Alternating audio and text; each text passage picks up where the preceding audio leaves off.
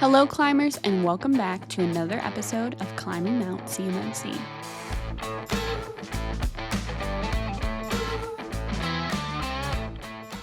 Hello, climbers. Today we are going to be diving into the 32 CFR ruling and how it affects MSPs.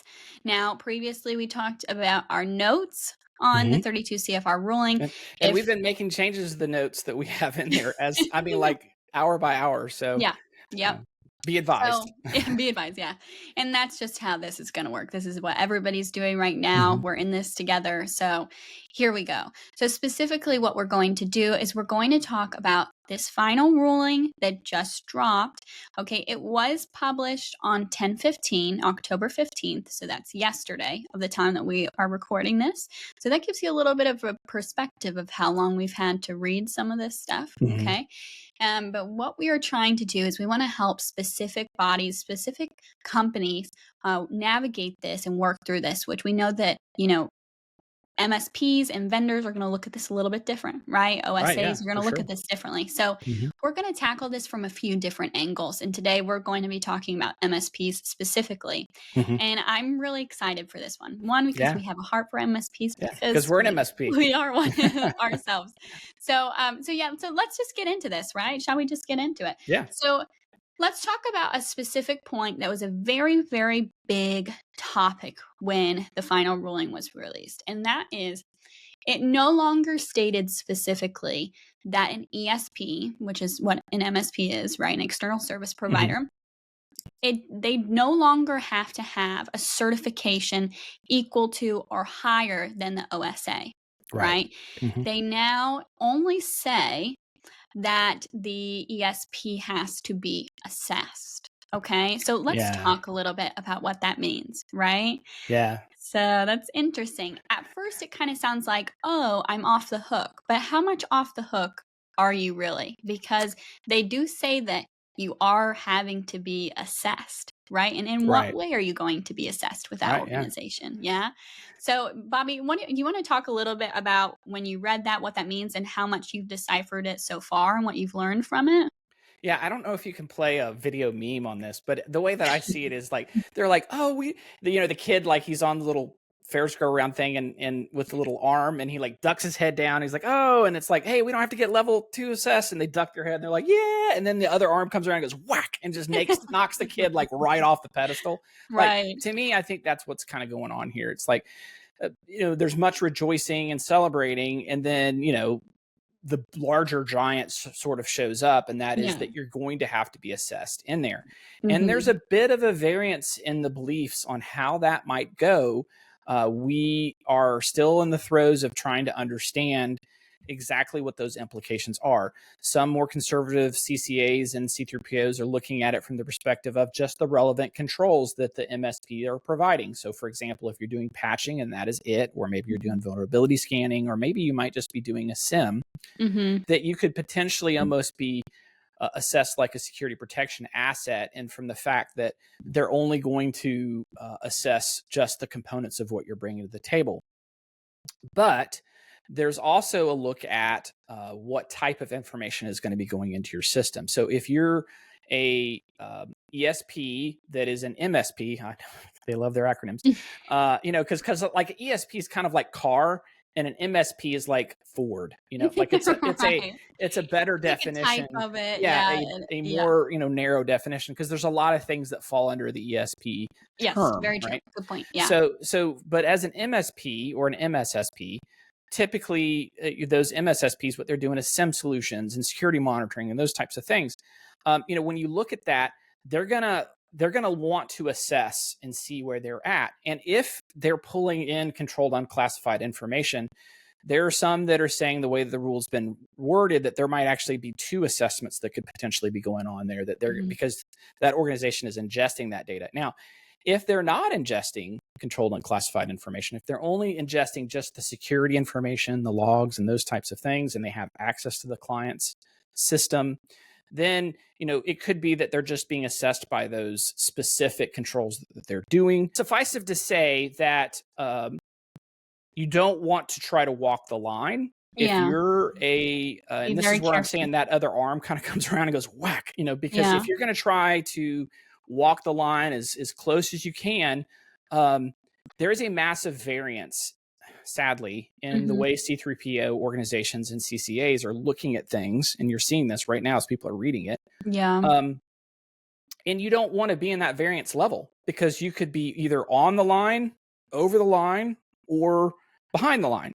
You just don't know where you're going to fall if you're in that variance. So you want to stay out of that, DMZ zone of unknown, and try to be in a more safer place. And Yeah. so if you're going to go the level of not being certified, you really want to bring your A game about how you're going to prove and approach that. And you're going to want to have a C3PO or a very, very good CCA give you solid advice about what type of evidence, what type of proof, what type of system, what type of boundaries you're going to have when you come into the clients. And it's not something you're just going to, show up one day and say, hey, let's do this, guys. Like you got to really put your A game and think about what you're doing. It's a big, it's a big deal. So, right.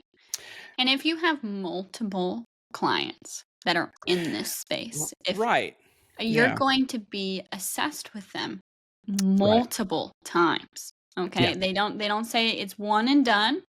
They don't say that. They say you have to be assessed with your OSA. And that, I feel like that's just a huge deal. Yes, I get that they don't require you to have the level certification, but like hearing that you could be assessed tons and tons of times still is, that should still be a really big deal for MSPs and ESPs out there, That's a good one. I think the way that the DoD perhaps and other organizations are looking at this is like that somehow the MSPs desperately don't want to be in the room of the assessment. So they want to try to provide opportunities for organizations that have been certified to just provide the body of evidence and then just let the client handle the discussion, just like it would be like you don't expect Microsoft to be in your assessment, right? You don't go, hey, Bill, show up here and talk to the assessor about how this whole GCC high container works. Ready? Go. No, he's not going to do that. They just provide the body of evidence. It's your job to appropriately inherit and reference like how you're using those GCC environments that have a FedRAMP certification. Like, so you can inherit from those, and it's your job to do that. And I think the DoD sort of kind of assumed that if you're an MSP that's got level 2, that is going to continue. But what I don't think a lot of people think about is the MSP is not just the guy or gal that get you to the podium. They're doing your help desk, right? Yeah. They're all up in just trying to help make sure that you are successful as a business. Yeah. Their job is to make sure that the company can do theirs.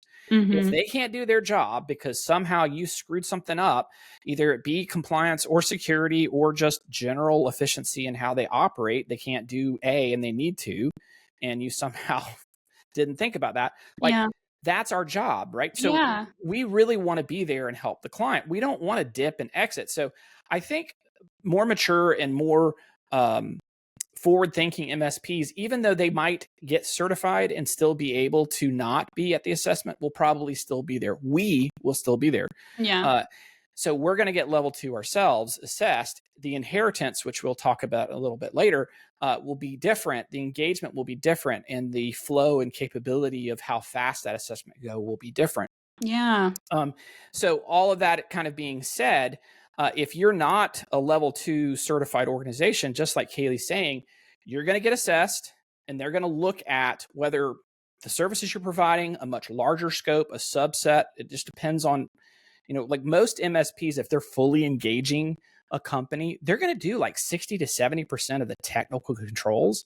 So you best believe that they're going to be checking out a ton of how you operate as a business. Yeah, absolutely. And they're going to be looking at all the stuff that you're providing, how you're providing it, how you're securing it. And that's going to happen every time you get assessed. Every time a client gets assessed, they're going to go looking at all of that information. And it's not going to be isolated to just the client. They're going to be getting into your business, and that's going to happen every time. And if you have different C3POs that are assessing that client, they're going to be looking at things from different perspectives. They're going to be looking at things, and they may not look at the way that you do one way, okay, and then another company looks at it and they kind of go, I'm not sure about that.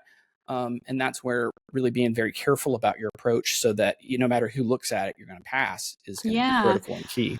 Gosh, you really just like hit me with something so realistic of MSPs are selling to their clients security and compliance all the time. And if you have clients that are in this industry and you're still selling them the same thing that you're selling other clients, like how could you not be in the room when they're doing one of the most important compliance and security assessments of their entire business? Like you are the one that they placed in charge of this for a reason. Like let's say that they're creating like aircraft parts, right? And they don't have the time to do help desk support, security, firewalls, phishing, whatever that may be. You're doing all of that for them so that they can do their job. Like, let's be real on what you're standing up to do for this company. Like, don't let them down. You know what I mean?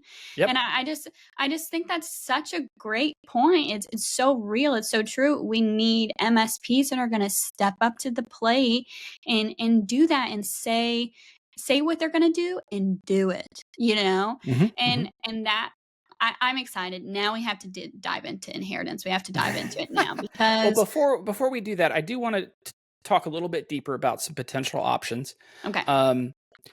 So I kind of equate to the actual assessment, like the wedding day, right? You're the proud father or mother and you've gone through the dress fitting, you've done all this stuff. If you don't show up to the wedding, like that's a pretty big deal, right? And that's kind of the way that I look at the assessment. Like if you're not going to show up to the wedding day, you're on the 5-yard line, you want to put it in the end zone and win for the big team, and try to get the W. Whatever analogy works for you, you really got to think about that assessment day is the day that is happening. And do you want to let it go to chance about how this is going to go? Oh, true. Great point. So if I'm not going to be there better be somebody who's going to be really good at the helm. Yeah. And that could be a consultant. We always try to suggest to the client that they have a triad. So it's us, them, and a consultant that is, a C3PO or a very, very, knowledgeable consulting organization that has been, established and understands the space. The reason why we like having kind of that triad is not that we couldn't do it, because we could, but it's better in situations for organizations that are doing specific consulting to have that additional third party that looks at what we're doing, kind of the watcher, as well as working with the client. Right. To do things like administrative controls or other controls that are more not typically handled by MSPs from a traditional sense. So they'll understand those better, and they can also work in the procedures, because as we come in from an inheritance, which we're going to talk about in just a second, a big approach of that is to try to create a good system that docks those two together between the client and you.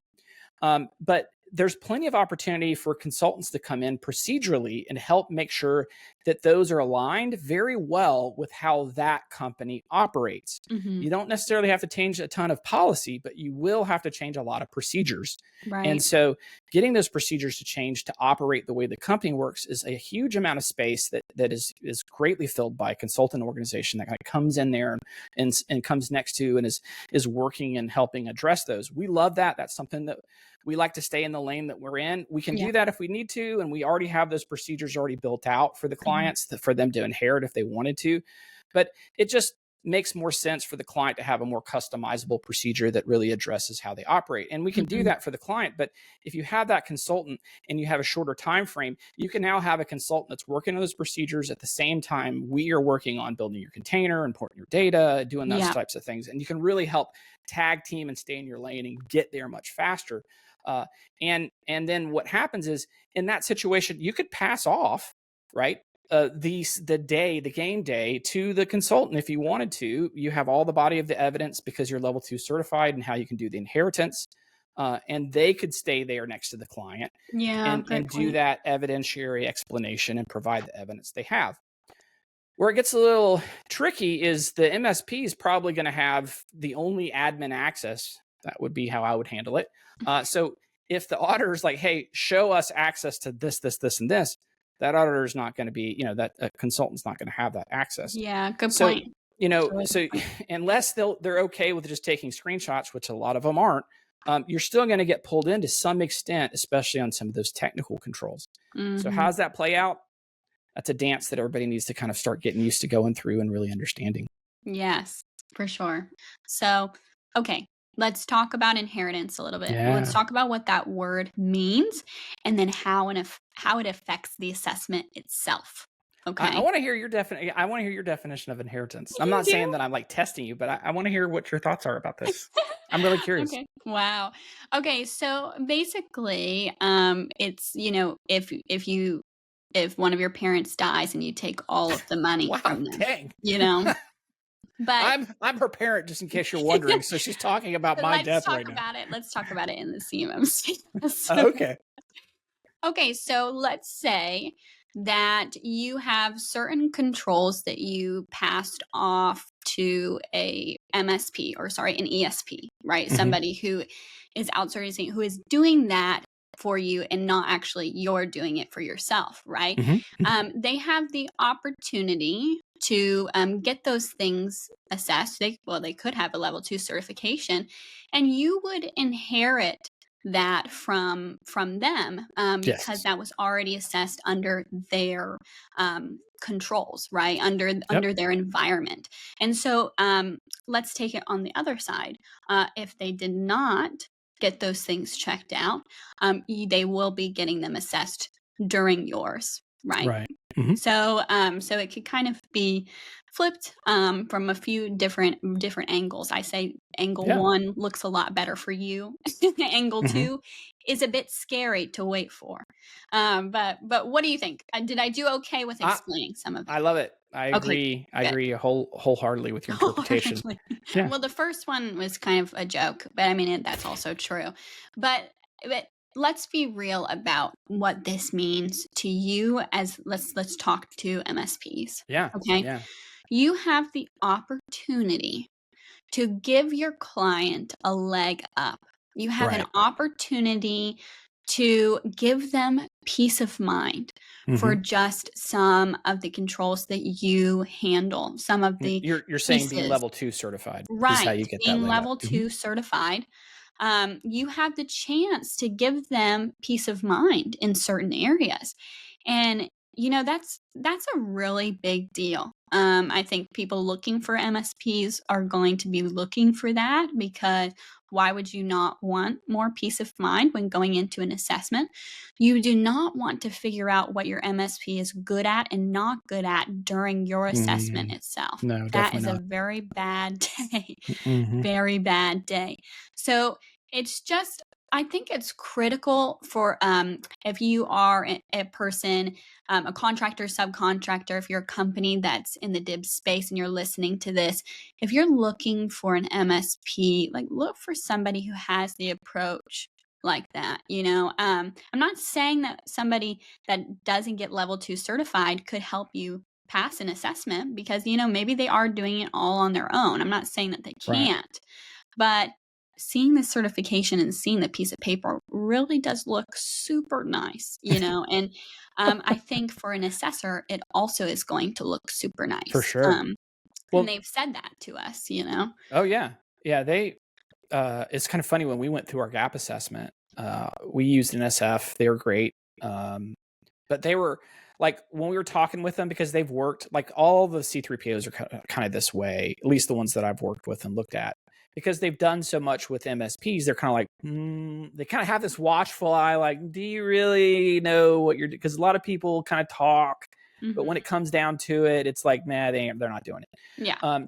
So as we started kind of going through our gap, they were really like, they were really like kind of giving us a watchful eye. But then like, as they started going through the assessment and looking how we were doing, they're like, oh, okay. Yeah. Wow. Okay, man, that's a nice system that how you guys have, and they were kind of like going through and looking at the approaches that we're doing. And then they kind of start to feel more comfortable. Right. Yeah. And so now when we go to, because it's the same company that's going to assess us, they did not provide any consulting. So they are allowed to do the actual assessment in January for us. They have a much better confidence of how we're approaching this. They even have a better understanding of our ecosystem and what they're going to be looking at when they look at us again in January.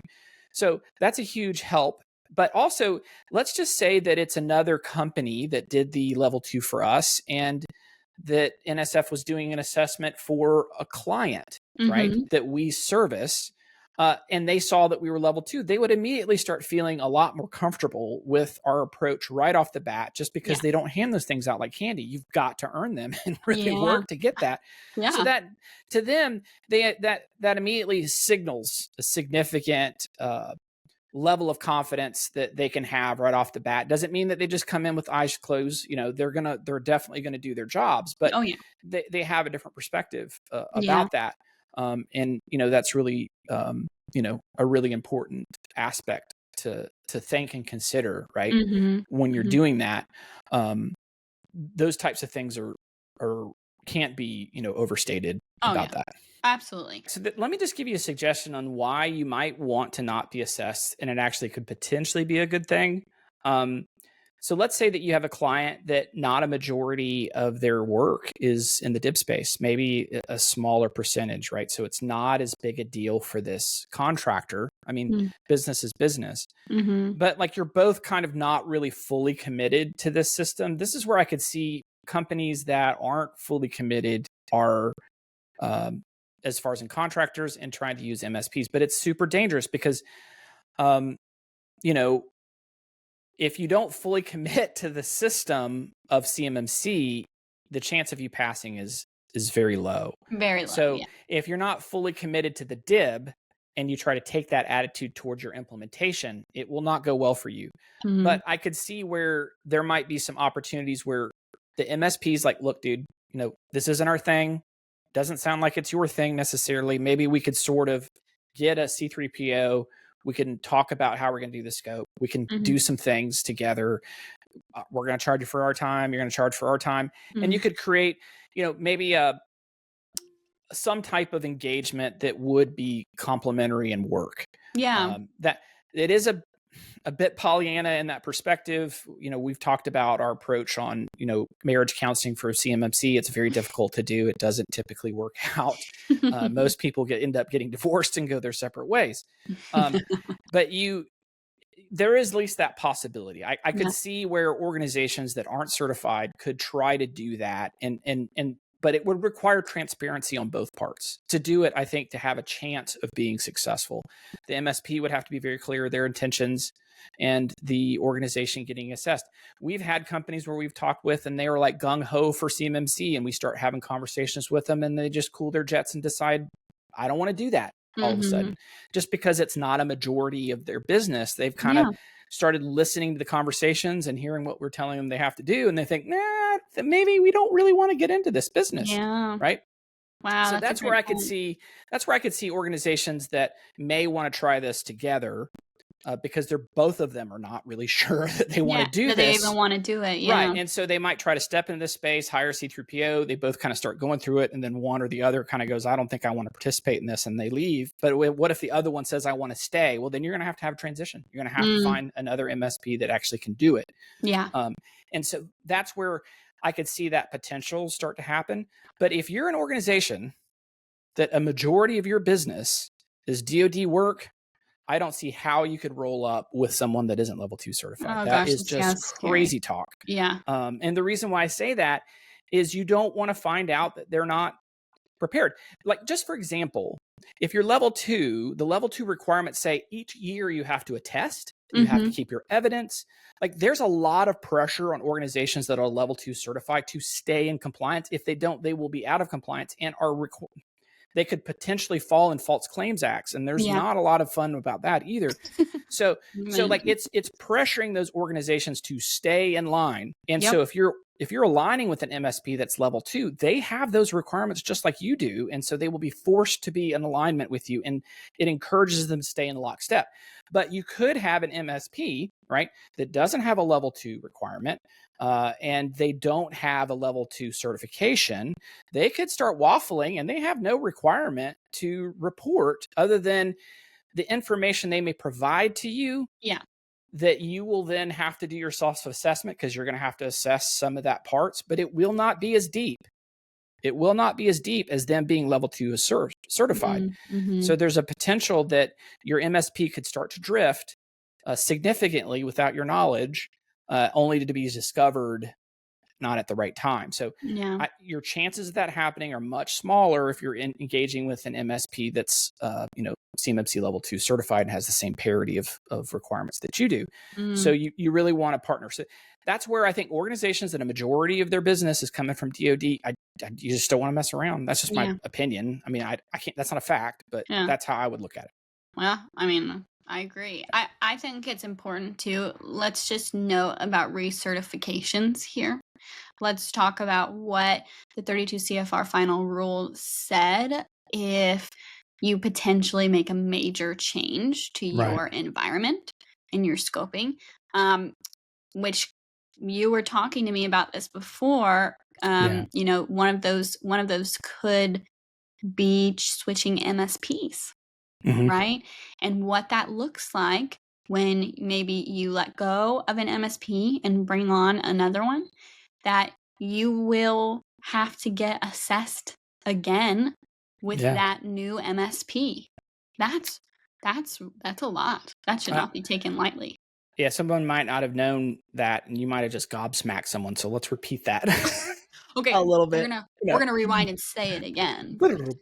If maybe throw up the rule. Interestingly enough, like I went through, like I didn't read. So for those of you that aren't geeks like I am about CMMC, like I went through the day that happened. I was reading it Saturday, like early morning. I got up, I was jazzed and went through and started reading it, but I didn't read. There was like 400 pages in that first initial release on Friday. Then they released the kind of like the appropriately formatted version that was released with everything else that came out. The first few later. pages were comments that were made by it was people. More than first few. It was like 200. The first initial like preview, I think, was 400 and something pages. The properly 3-column spaced one now that everybody will see is like, I think 200, but basically, however you slice how many pages, a little more than half was just replies to comments when the rule came out. So they're providing guidance and understanding of how that is. And then the rule is the other half of it. So I read the rule. And this is kind of funny. As I was going through reading the rule, I was looking at the rule, I was reading it, taking all these kinds of notes. And then I'm hearing and seeing people make comments about the comments section about how it's actually impacting the rule as well. And one of those was the reassessment piece. And I cannot, right now, at the time of this recording, I cannot find a good, clear reference in the rule about this. But the answers to questions from the DoD are very clear, and that organizations that go through a major change, that require major SSP rewrites, are going to have to get reassessed over again. And you heard that right. You would have to get reassessed. So the chance of you finding a perfect clone of your MSP, if you fire them or they leave, so that there is no change to your SSP that would be considered major, is pretty unlikely. So the reality would be is if you transition MSPs, chances are you're going to have to go through the process of them exiting, because they can't just jump out, because they're doing 60 to 70% probably of your technical requirements. So the new MSP coming in are going to have to do a tactical retreat, right? They're going to have to come in and take over the position of what you're leaving so that you don't have these gaps. And that's not going to be flip the switch. That's going to be months. To have happen, right? So that transition will have to happen. And then once you have that done, redo your SSP in that process, there's going to be POAMs that will have to be done, because that will not be an OPA, an operational plan of action. That's going to be an actual POAM that you'll have to go through. Oh, yeah. And it's going to trigger a reassessment. Now, traditionally, the way the rule's written, a POAM you have to have done in 180 days. There's no way you're going to have that done in 180. So how that works, I'm not 100% sure. But the bottom line is your SSP will have to be rewritten to some extent. The MSP will have to come in. And then at some point, you'll have to notify your C3PO that probably already assessed you if you were happy with how they handled it before, and they'll have to reassess you again. And then you'll have to reattest. You know what I am curious about when you're talking about the timelines of a POAM? I am curious about what the timeline is supposed to be for something like this, because they say you have to be reassessed. Well, when do you have to be reassessed? Is it when the year hits? Is it when the third year hits that you get reassessed again with that? Well, it doesn't say you have to be reassessed. So that's just keeping your assessment. Are you talking about the level 3? Or not the level 3 level? Are you saying that your third year of your level 2 to get reassessed? Is that what you're referring to? Let's say that you switch MSPs, right? Okay. From the one that you got your initial assessment from, right? When do you have to take that reassessment? Immediately after you lose that MSP and you bring in the new one? Do you know what I mean? You're right. It is vague to that extent. I believe what they would probably do is you have to have a yearly reattestation, reassessment of where you're at, and you have to attest to where your position is. So let's say in January 1st, you got your level 2 certification. High five, everybody. And again, at the end of that year, sometime in the next year, you're going to have your self-assessment to attest to where you're at and upload that to SPRS, and you have to keep the evidence for 6 years. Yeah. So you have to go through this self-assessment every year to attest to where you're at. So let's say in year 2, you go through a CMMC or a MSP change, right? So during that year, you'll have to move as fast as you probably can. You probably don't want to bridge across because if you did do that, it would absolutely have to be visible right then as you submit your SPUR score, because you're going to have potentially some gaps there.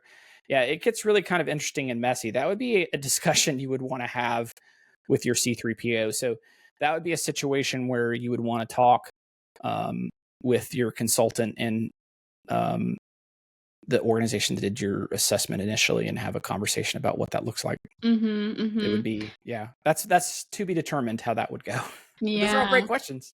I don't have a good answer. Because, and for me, because when I'm reading this, and we can put this up on the screen, obviously for all of you guys, but when I'm reading, a new CMMC assessment may be required, if that significant change occurs.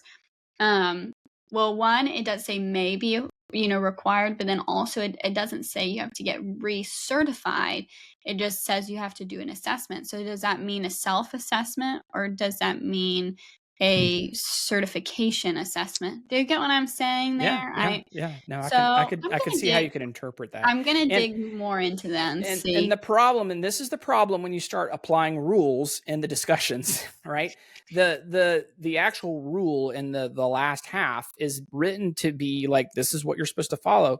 The discussions is just to help provide clarity to other people that were asking questions. But sadly, sometimes these discussions create more discussions than they actually resolve. Yeah, and what this do you would know? just be an example of that, sadly. Yeah, that's huge. So let's switch, but before we close today, I want to switch to talking about some realistic strategies here. How MSPs can attack this, right? How can they help themselves and their clients when preparing for this? Let's talk first about gap assessments, right? And how that can be helpful in this situation. So how can they use that to their advantage? Will you explain that a little bit? Since we're just focusing on MSP specifically, let's just put 2 categories on the board, if you will. There's the organizations that are MSPs or MSSPs that are not going to get level 2 certified, right? So those. What could you do to help increase your odds of success and have a market strategy as you go in there? If you're trying to step in and really have a market strategy, I think you're a little flawed right then. If you're trying to say, I want to stay out and not get level 2 certified, but I really want to participate hardcore in that space. Those are sort of, kind kind of a dichotomy, or is that the right term? I'm not even sure. You mean like conflicting statements? Conflicting, yeah. They're just at odds, right, Yeah. with each other, just to some extent. So that's not a great approach. Mm-hmm. Where I see the people that don't want to get level 2 are those people that want to participate in a smaller scale and still be able to help and participate for those people that they cherish or care about or have those relationships. Maybe not. But what I absolutely recommend you do, like you're talking about, is get a gap assessment of where you're at and how you're approaching it. And if you do a gap assessment, there's 2 different ways you could do it. So if you hire a C3PO to kind of give you an assessment, you could either have them do it like a regular assessment where they're not allowed to do consulting, or they could do consulting. If they do consulting for you, they are now disqualified from because of ethic violations of being able to participate in assessing you or your client because of the fact that you're going to be engaged in that. So they've now been disqualified. They cannot do assessments. And that starts to get a little interesting, especially if you have a very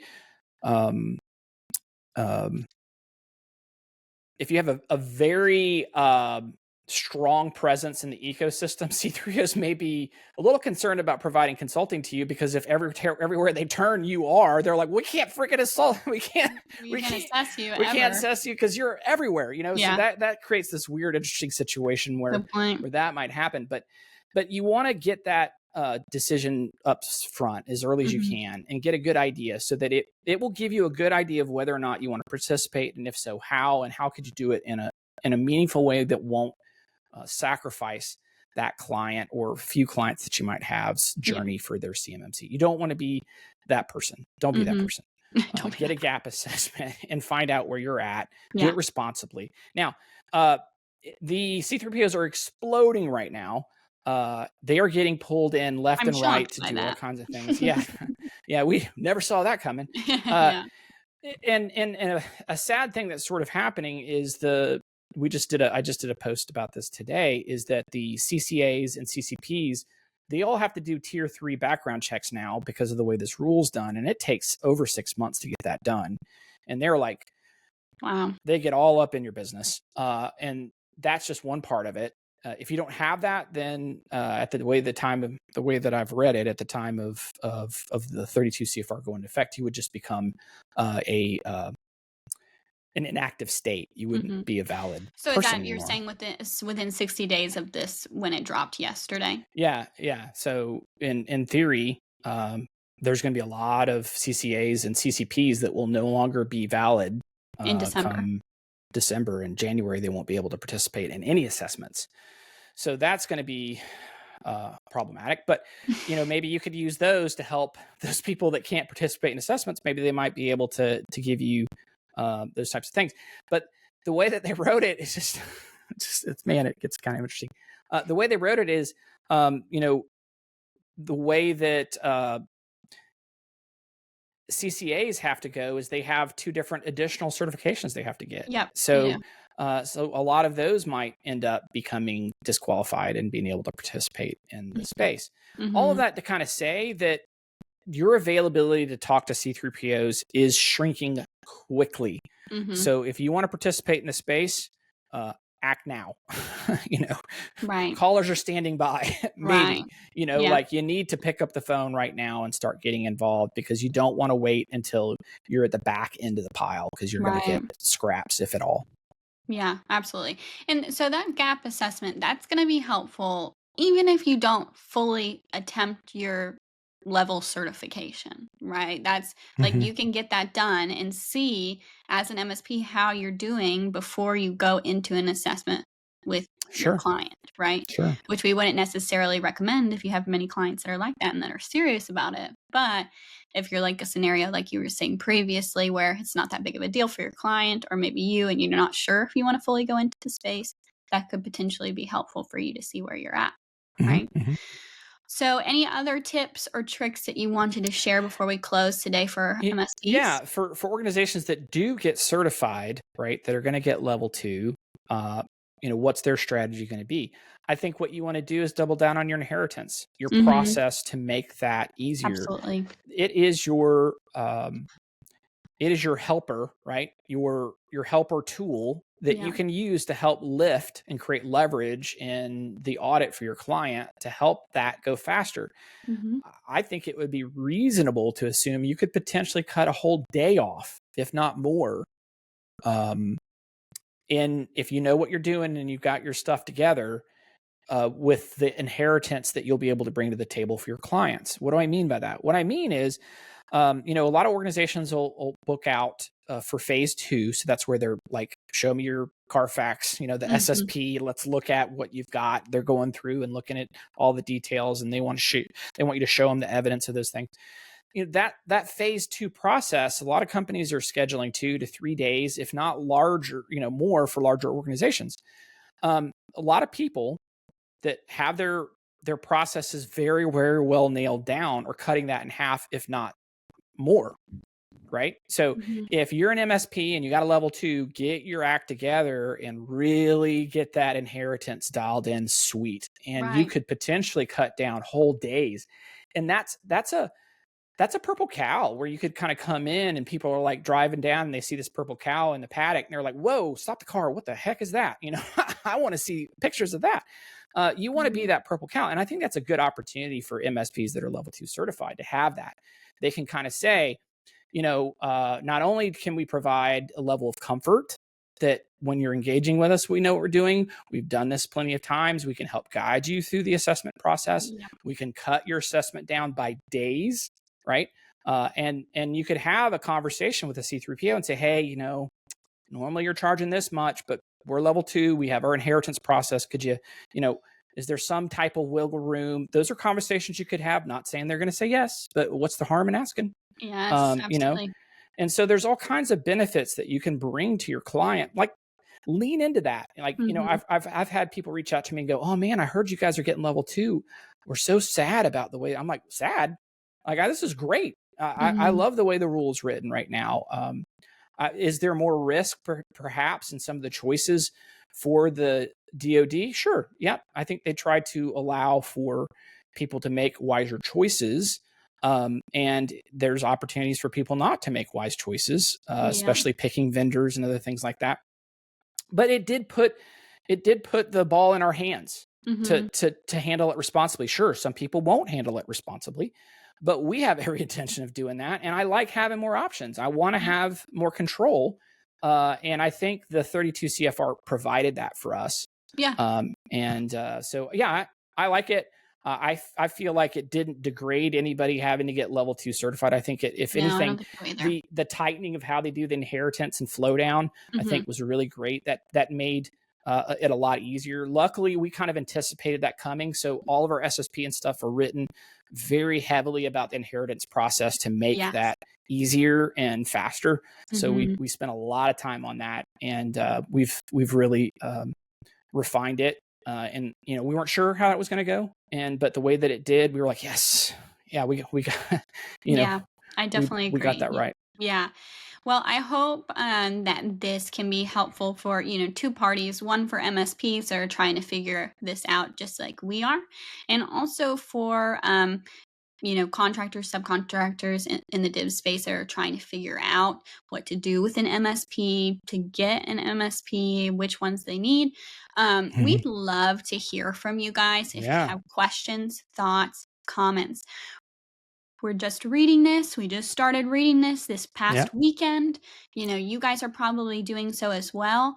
We'd love to hear your thoughts. We'd love to also hear if you have any specific topics from the ruling that you'd like us to discuss in a video. We'd be happy to put that on our list to discuss. Just a reminder that we will be posting every Thursday. Now, sometimes we'll sprinkle a little bit here and there if there's some, important things that we notice that we feel like really need to be posted immediately. So make sure to follow us just in case we post extra, that you'll be notified anytime we post something. We hope you guys enjoyed today's episode and tune in for the next one. But until then, keep on climbing. Bye, guys. Bye. Make sure to follow us on LinkedIn and YouTube to stay up to date on the latest CMMC news. We hope you guys enjoyed today's episode and listen out for the next one. But until then, keep on climbing.